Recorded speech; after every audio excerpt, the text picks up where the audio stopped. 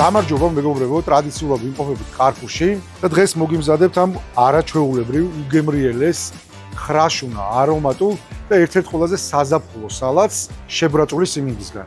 ამ კერძს რასაკვირველია მოვამზადებთ კარფურთან და ნინჯასთან ერთად და რაც ყველაზე მნიშვნელოვანია, გამოვიყენებთ ჯანსაღ და ნატურალურ ინგრედიენტებს. დავიწყეთ. გავასუფთავოთ სიმინდი. დავჭერთ ან დავტეხოთ სასულო ზომებად და ფორმებად. წავუსვათ ზეითუნის ზეთი, მოვაყაროთ მარილი და გამოვაცხოთ ნინჯას აეროგრილში 200 გრადუსზე 20 წუთი. სიმინდის გამოცხობამდე მოვამზადოთ საზამთროს ლიმონადი.